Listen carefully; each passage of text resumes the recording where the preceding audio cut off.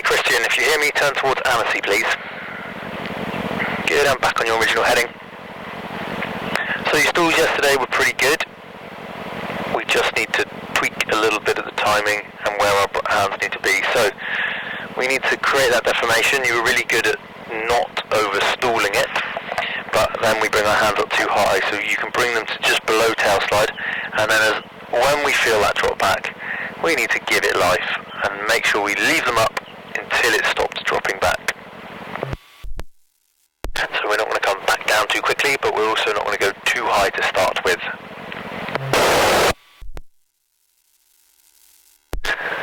So when you're ready, nice compact body, remembering what we need to work on. Let's go. Push through. Choke. And down. Nice. Rebuild, let it hunt forwards, and then just let it pull out of your hands. Okay, so stabilise the glider. Try and pick one that's rolling away. Nice big spin. Remember, it's a punch and hold. Good. Just wait for the next roll away, and now boom.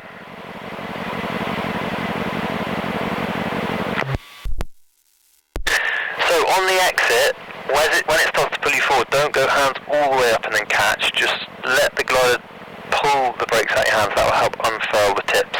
Now the entry was nice. It was slightly asymmetric, but you see the difference from yesterday.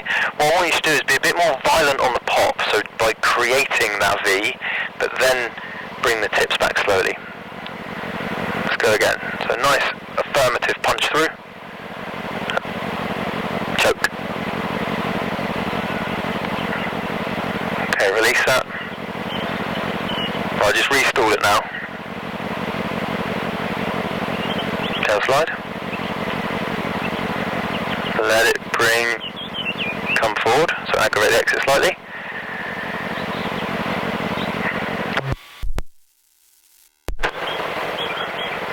And spin left, boom. And let it roll. And right, boom. Okay, so that one you just maintain for too long. So there's a difference between forcing the pop and then maintaining too long. So you've really got to force, but then because you've got more force action, things are going to happen quicker. So there, you really forced the pop, but then you maintained, and it came back and the tips hit, which just means that you actually maintained for too long. So somewhere between the last two, where you force the pop, you force it to start to bend into that V, but then reacting much quicker to then getting your hands up. And then we need to work on the exits, not exiting too fast because the tips are just going to come in, but having it come forward and then playing with how much pressure you need to unfurl those tips. But that flight was a great test of the cravat clearing technique, which is actually going to be more useful for you. You see the difference from that first stall where you went gently and you mushed it in. It was a little asymmetric, but it behaved very different to the ones yesterday that were like karate chopping, quack quack.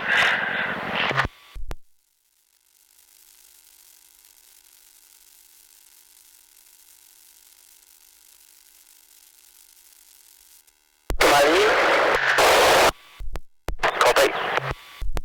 Arriving overhead. Okay, there's not much south in the box, so you can head kind of towards the left of Entrevan. What do you want to work on?